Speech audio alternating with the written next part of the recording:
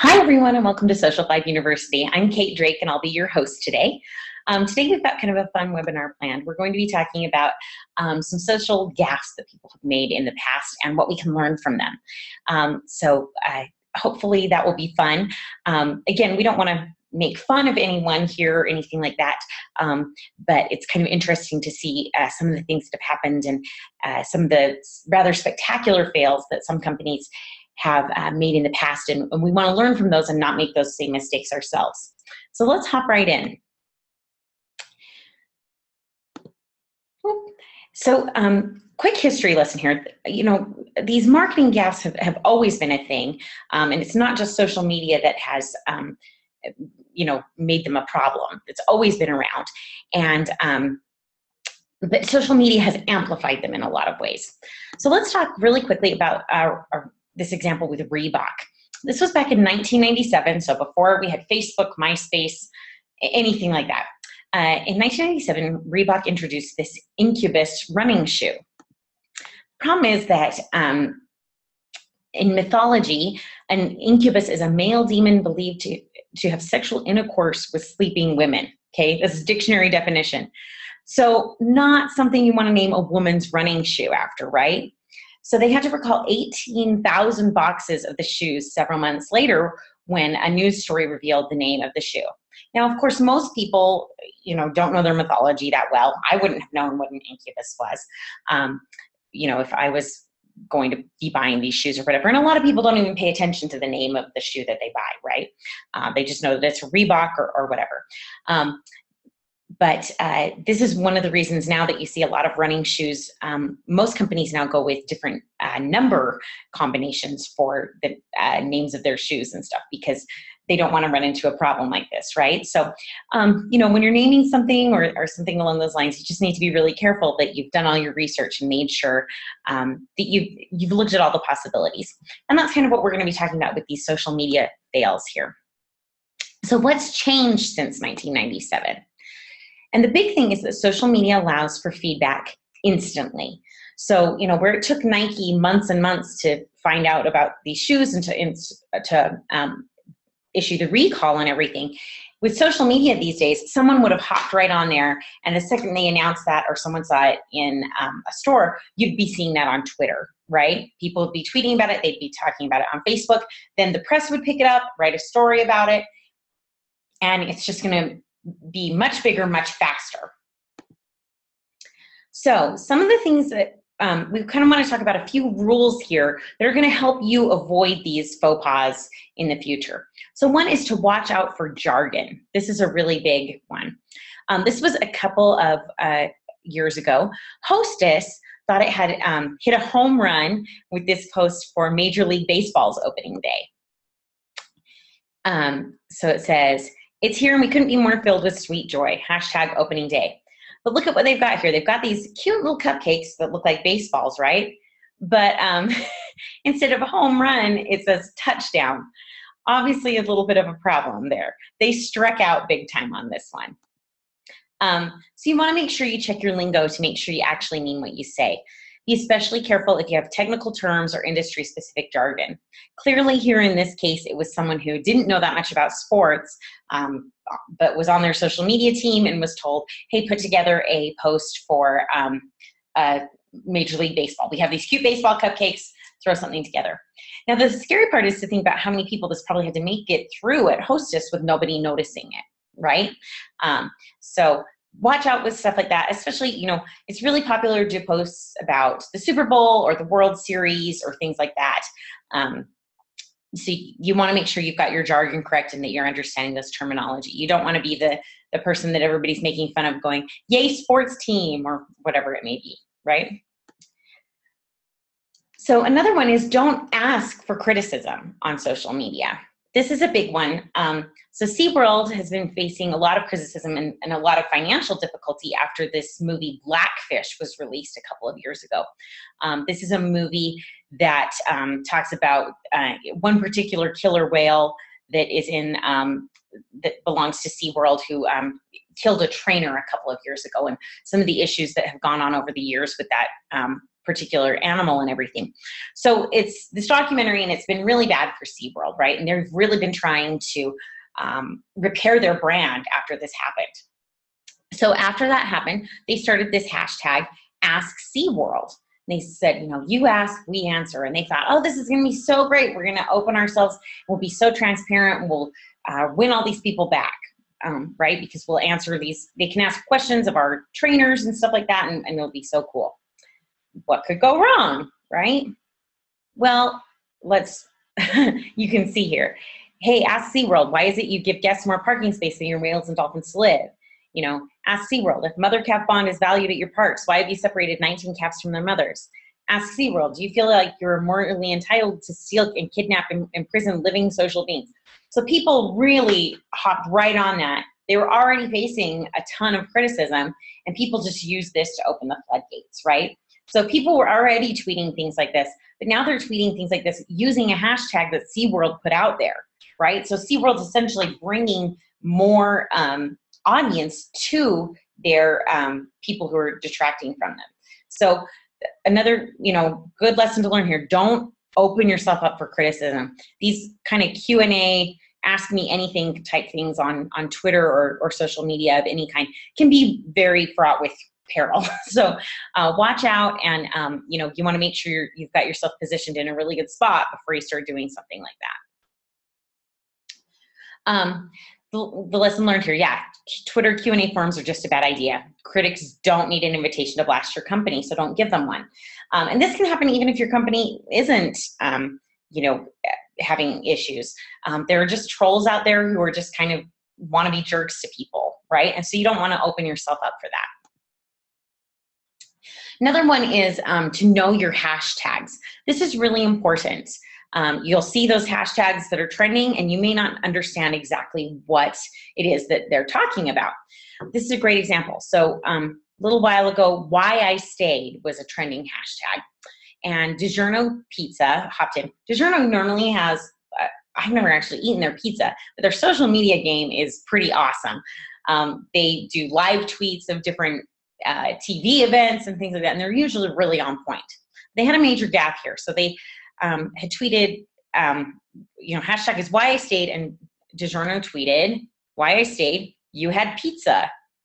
Well, the problem is the hashtag Why I Stayed was raising awareness about domestic violence. And so it was all these women tweeting, why I stayed, because of my kids, or because I thought no one else would ever love me. These really serious, deep, personal revelations that were clearly very painful for them because they've been in this domestic abuse situation.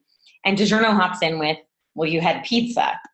So the thing you need to learn about, or lesson learned here, is that we need to make sure we know the context and the meaning of those hashtags, especially if they're trending. Because if they're trending, that means that people are paying attention to them, right?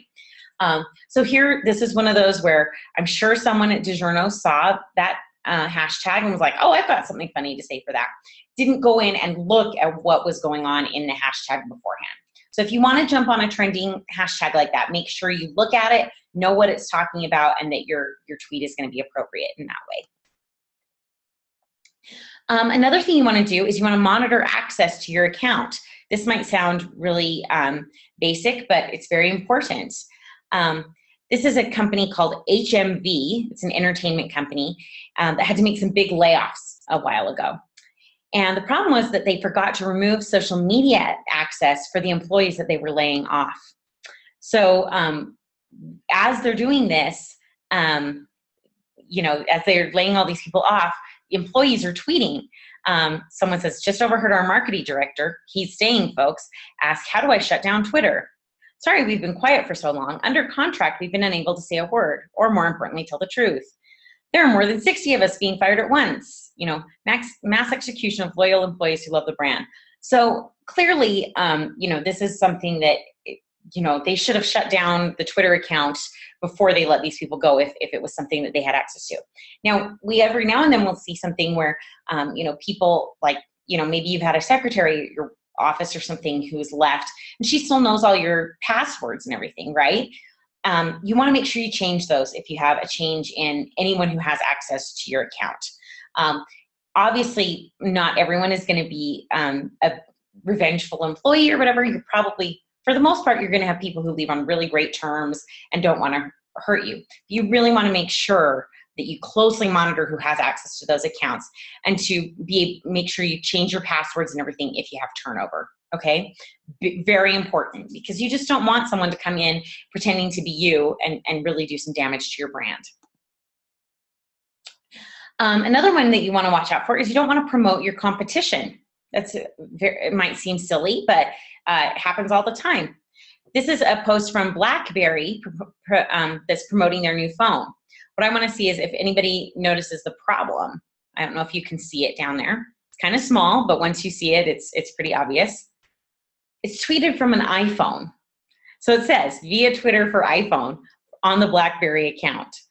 So, make sure you're using your product on social media. You don't want to put out a tweet or something that is talking about you and using your competitor or mentioning your competitor in some way. Now, obviously, all of us are probably not going to be quite that obvious with something like that, where it's BlackBerry tweeting about iPhones, but just make sure you aren't mentioning another brand or giving your competition an edge up somewhere. Don't use their hashtag or something like that. Know your history. This is really important. So clothing retailer American Apparel, they get in some hot water quite often, actually. But they shared this photo on their Tumblr page. And it's kind of a cool looking photo, but does anybody recognize it? It has some historical baggage. It's the Challenger space shuttle exploding and killing everyone on board. And whoever saw this, the poor sap at American Apparel who, posted this, I'm sure saw it and thought it looked like a cool photo. But this was a big enough historical event that a lot of people recognized it and remembered that had happened and jumped on and said, hey, this is, people are dying in this photo. And so what you really need to do is double check your posts to assure they aren't, insensitive or politically volatile or anything like that.